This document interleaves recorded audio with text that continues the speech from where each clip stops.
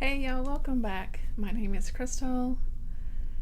This is a channel where I talk about book stuff, I talk about stitchy stuff. Today, it's the Fiberartsy series. We're going to chat about what I read the rest of May. Those last couple of weeks. I did a video previously where I talked about what I read the first couple of weeks. So we're going to finish out May and chat a little bit about what I read the rest of the month. And in actually that video, I forgot to actually talk about a book. Apparently writing a list only goes so far. You have to read the list correctly. So I skipped a book, so we're going to talk about that now, and that's Voice Life by Robert McCammon. And I listened to this one on audio, and it was really fantastic. And this is part of Brad Proctor's Spine Breakers book club that he started. And so this was the pick for May, obviously. And of course, I'd heard a lot about this book. It's a big coming-of-age story, and it is absolutely that. We follow, our young character and his family, his group of friends in this small town with some quirky side characters, things like that. And it's fantastic. It really, really captures childhood, I think. Especially like that summer, the summertime when you're not in school, you're just free as a bird, and you just can do what you want. You and your friends just hang out and play and have fun and kid around and everything like that. But there's also a secondary, sort of secondary plot for this, which is our young character and his father in the beginning of the book. They actually witness I don't know if you call it an accident, but it's a murder. We'll witness. It's a guy that has gone off a cliff, basically into like a really deep lake, and it actually wasn't an accident, right? And so there is also this sort of obsession with that he and his father, maybe more so his father, trying to identify this man because no one is claiming him, no one is missing, and things like that. So there's this whole story as well, and it's just really delightful. It really is. So if you haven't gotten to it, like I haven't, heard about it for years, just haven't gotten to it, definitely recommend it. It's so fantastic. Just make sure that when you listen to the audiobook that you get the unabridged version. I quickly found out that there's an abridged version as well. As I started listening to it, and I didn't really pay attention. I'm just like, oh, okay, there it is, and I checked it out. I think it was on Hoopla that I listened to it on. So I'm like, oh, cool, all right. And it was like Richard Thomas was narrating it, and I was so excited. And then I just kind of happened to look at the time left, and I was like, this thing has had like 3 hours left, and I was like, that doesn't seem right because I know the book is like really long. It's a chunky book, and so I was like, there's another version that's 20 hours long, so it's like, oh, let me check that one out. So just make sure you get that 20-hour version, because it's definitely worth all the good bits and that you absolutely miss in the 3-hour version. You just won't get Richard Thomas narrating it, but it was fantastic, and I rated it 5 stars. Yeah, it was really lovely. All right, so now we're back on track. So then after that, I listened to the audiobook for Concrete Rose by Angie Thomas, and this is a follow-up kind of prequel to The Hate You Give, which I actually read for the first time earlier in the year. Loved it, and I loved this one as well. If like me, if you've read The Hate You Give and you really fell in love with Maverick, you're gonna love Concrete Rose, because we follow Maverick in this story, but as a teenager. He's like 17, 18 maybe, and so it's he and his mom, and they're living in the same neighborhood, that they're in Hey You Give, but we follow him as right there in the very beginning. He becomes that teen parent, which we know how that all plays out also, and it was just so lovely. It's so lovely. We learned so much about Maverick. we learn about that relationship that he has with King, because they were really good friends at some point. But we see how that ends. Also in The Hate U Give, he sees this battle, this sort of tension of like, he's at that age. He knows that if he does, sell drugs and things like that, he can make a lot of money, but gosh, will he actually make it out alive? And he's really battling. You really see him battling with that. And then he works in the grocery store as well, which he ends up, of course, taking ownership of, as we see in The Hate U Give. So, it was just so fantastic.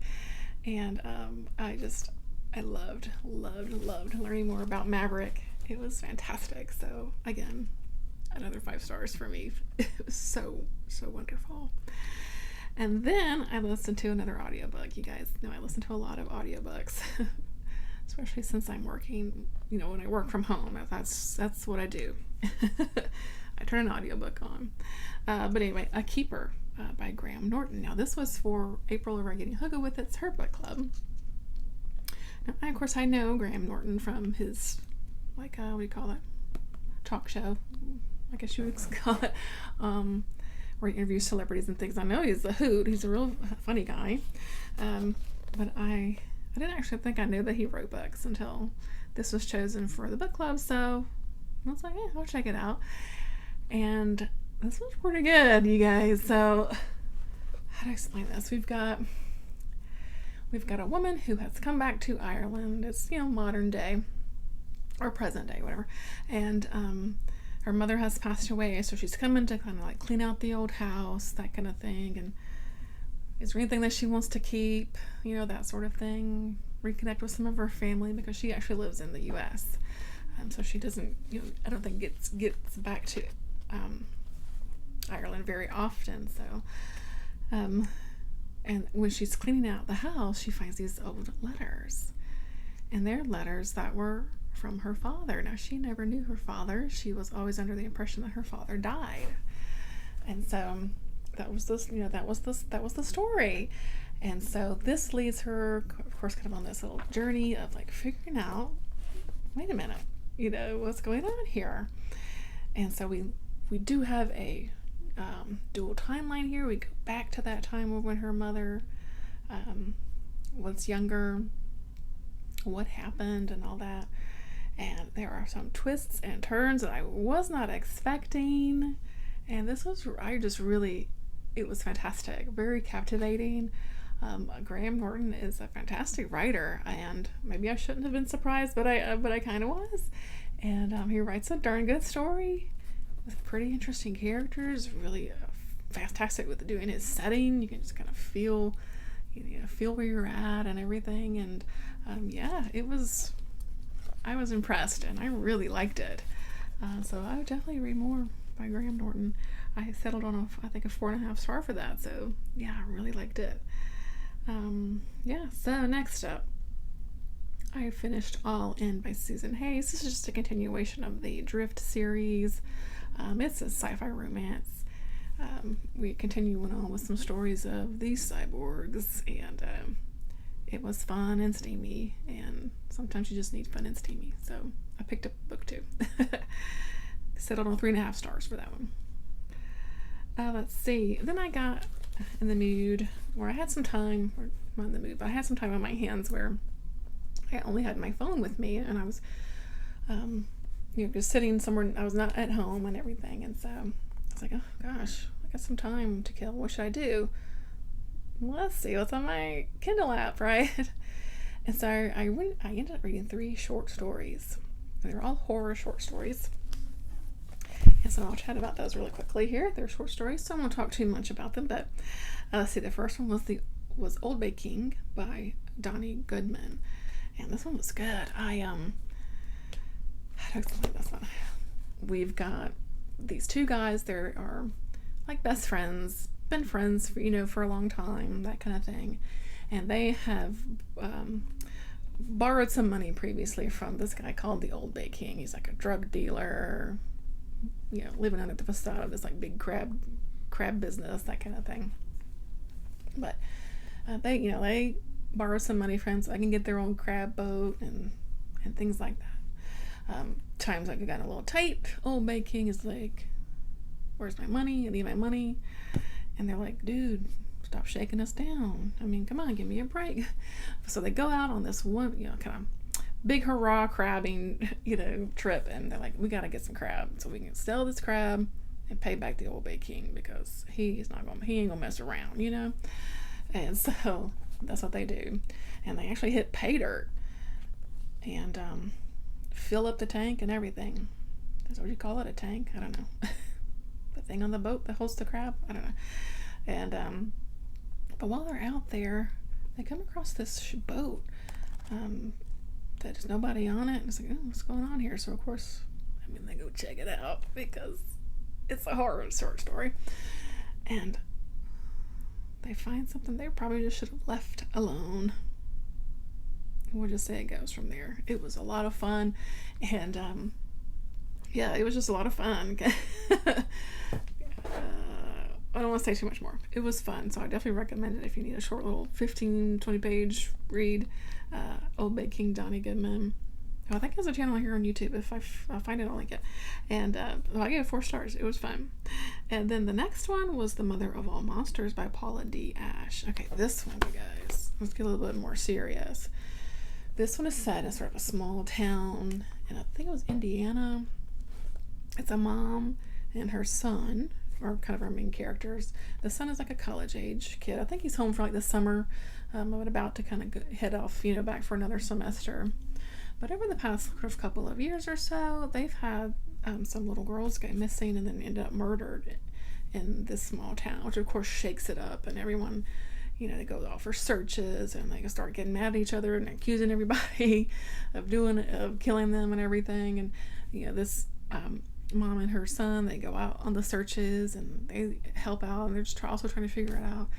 And we figure out who did it, and goes to a slightly dark place, and it was good.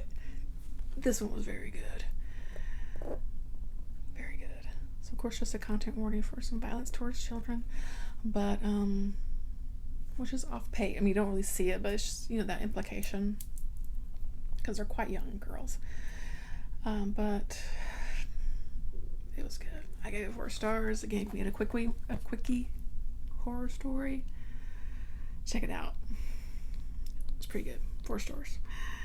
And then the last one that I read was My Name is Human by Rob Shepard. Okay. So this was more of a sci-fi twist.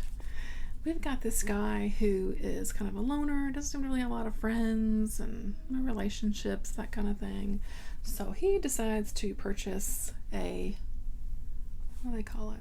A companion, like a robotic companion. Now, it's not like in a human form. I think it's kind of like an Alexa. It's like this cube that like you can talk to and have conversations with. And so he finally gets it in the mail and plugs it up. The thing, comes online, that kind of thing. But it is not behaving as it is supposed to, as the directions say it's supposed to. You're supposed to be able to set it up and do what you want to do, and this thing is already like out of control, right? And our story just goes from there, right? I don't know if you want to spoil this one because it's pretty good. It was another pretty good one. Went in a direction I wasn't quite expecting, and very recommend this one too. Need another short one. It was pretty good. Gave it another 4 stars. And this one I think was on Kindle Unlimited? I can't remember now. Old Bay King I know I did on Kindle Unlimited. My Name is Human I may have just had though on my Kindle. Maybe a freebie or something. Anyway, doesn't really matter. These short stories were a lot of fun, and sometimes you just need a little quick something, and these were definitely worth my time. So I'm glad I read those. So, all right, just a few more, you guys. This is gonna be kind of a long one. Sorry. Let's see. I finally finished The Shadowed Sun by N.K. Jemisin. This is book 2, and the final book in the Dream Blood duology. and it's a should be chunky one, but it was really good. Really good conclusion. So this one picks up about 10 years after the book 1, and gets even more political. And that's where we've got these different sort of factions of folks that are trying to be in control of the main city in this book, which is called Gujarat, and that's how I pronounce it anyway. And yeah, it goes from there.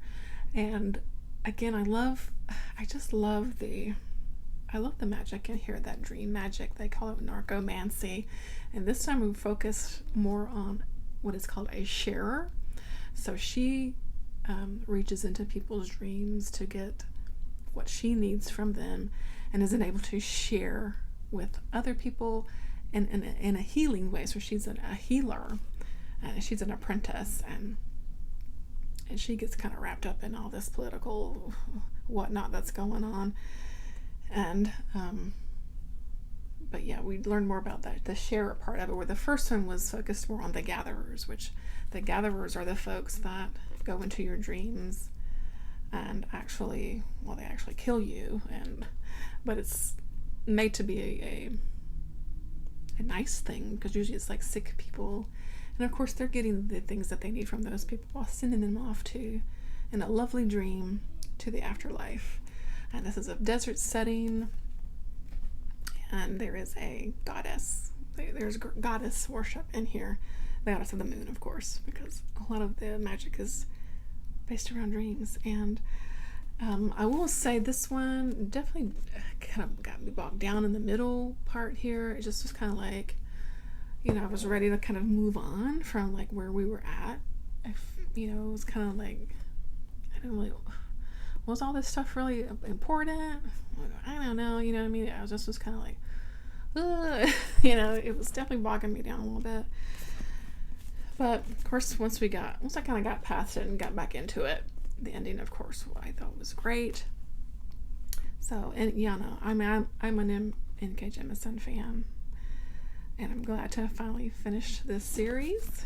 And that's another check mark on my series list, which, as we know, is very large. So, I ended up on 4 stars for that one, but very happy to have read it. And then, let's see, I finished Goddess of Filth by V. Castro. This one's a slim little thing, little novella. It's so cute, right? It's just like the cutest little thing. But this is a possession story, right? We've got a group of girls. They're that age. They're kind of right after graduating high school, so that kind of in between age where some are like going off to college, some are maybe already working, that kind of thing. You're trying to figure yourself out still, like, what do I do now? Things like that. But one night they have a seance. I mean, that's always a bad idea. I do not mess with that, okay? I don't mess with that. So, but they do, and one of them calls spirits, and darn if someone doesn't show up and takes possession of one of the girls. And our story goes from there. They're trying to figure out what is going on here. How can they help their friend? How can they help her? What's going on? Because she's not herself, of course. She's doing very odd things. Her family is just kind of like losing it. They're calling in priests. They're calling in all kinds of people to try to help her. Nothing seems to be working. And so they figure it out, or possibly maybe what's going on and who is actually possessing, which I thought was very interesting. Which I won't say anything, but I definitely Googled and learned more about that entity, I'll say. I really loved this. Really loved this. I gave it 4.5 stars. If anything, I would have liked more. It is kind of short, and it was fine the way it is, but I would have loved more. I could have read a big novel about all these girls and their friendship. Some of the girls you don't get much, backstory on, so I would love to have more. But honestly, it was good. I think what I wrote on my Goodreads was that it's fiercely feminist, and that is absolutely true. If you want some feminist stuff in your in your books, this is a good one. There's unapologetically sexuality, um, you know, young women just trying to find their place, yeah, while also being really good friends. And I just loved it so much. So definitely recommend if you haven't gotten to it yet. I know a lot of folks have already read this already, but it was really good, and you can't beat that. Cool spying. So yeah, very good, very, very, very, very good. Let's see, 2 more. I then finished up Census by Jessie Ball. Okay, I loved this. I think I might do a separate video for this one, a separate little book chat, because I guess I got thoughts. I got some thoughts about this book, so I won't say too much here. I think I'm gonna do that, but essentially this is, I don't know how to start. This is it's kind of a dystopian type novel. It's in a world, I don't know if it's the U.S. or not, but as a U.S. person, I said it in the U.S. We'll say, right? Or what was the U.S.? Because this world is set up so that there are, like, I don't know what you call them, like, I hate to say districts, but almost these districts, and they are labeled alphabetically. Most of the folks live in A, and then it goes all the way out to Z. Now, from what I interpreted as, it was almost like a ring. So A was in the middle, and then it went out this way. And so our main character is this older man, and we never know his name, but he has gotten some news here that he's actually not doing very well health-wise, and he will probably die soon. Could be 6 months, could be a year, but he's not doing well. His wife had passed away a few years earlier, so it's just him and his son. Now his son just happens to have Down syndrome, and he's an adult man. He's not a young kid or anything, but it's just the two of them. And so the father is like, you know what, I'm on the way out, let's change the course here for a little bit. And so he signs up to be a census taker. Now, in this world, the census, it's kind of like a census, but it's not kind of like a census. So they have these questions that they answer people that they meet along the way, but it's not just like your age, name, and all that. It's sometimes philosophical type questions. But we don't really know why the census is being done, and we don't know what is really done with the information once it's sent back to A. It's a very strange sort of thing. It's slightly bizarre. And so I'm just trying to listen for my son, I'm sorry. And so they set off on this road trip. It's essentially a road trip book too, and we talk to the people that they meet along the way, and all of that good stuff. And some people are nice and some people aren't. But for me, I wanted to read this book because it has a character with Down syndrome. I have a son with Down syndrome, so I've been wanting to read books that have characters with Down syndrome in them. I know they're out there, right? And I picked this one up a couple of years ago. I still hadn't gotten to it, and I'm so glad I did.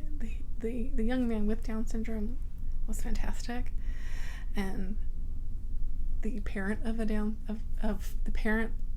of someone with Down syndrome, a lot of things were just I just felt in my heart, and so I loved it. 5 stars, 6 billion stars. I can't wait to get a copy of my own for my shelf and reread it. It was so wonderful. Can't recommend it enough. I'm gonna do a longer chat about it, I think. So let's wrap it up here. I got one more book. I finished this on May 31st. Start and finish, because it's a slim little thing, and it's called How We Broke. This is by Bracken McLeod, and Paul Michael Anderson. And this is a really good book too. I ended up giving 5 stars for this one. this is a brother and sister, and they're going to visit this cabin that they used to, visit when they were kids. And their father has recently passed away. So they're probably going to sell the cabin and everything, but they want to go check it out one more time. His sister is like an art student, and she has like this photography project she's wanting to do, that kind of thing. What we learn along the way is that their older brother had gone missing. I'm assuming they presume that he passed away, but so there's that tragedy that's sort of lingering over them as well. These siblings have sort of drifted apart, over the past several years. And I think the sister's kind of thinking that this is a way to reconnect. And we definitely learn of some family secrets, very tragic family secrets, that really that are just, honestly, they're devastating. And but there's also a very spooky part to this. As you imagine, they're in like this cabin in the woods kind of thing, and there is something in the shadows. And that's all I'm gonna say, because it actually made me very scared. I was reading this at night, and I was kind of like looking around and like getting that tingly feeling, and I'm like, I'm kind of scared right now. So yeah, it was really, really good. So I definitely recommend that. And that's it. That's gonna finish out May for me. How did your May go? Did you have any favorites? I'd like to know. Let's chat in the comments. Thanks, as always, again, so much for watching. This is a long one. I do apologize, but I read a lot. So I will catch you in my next book chat video. Thanks. Bye-bye.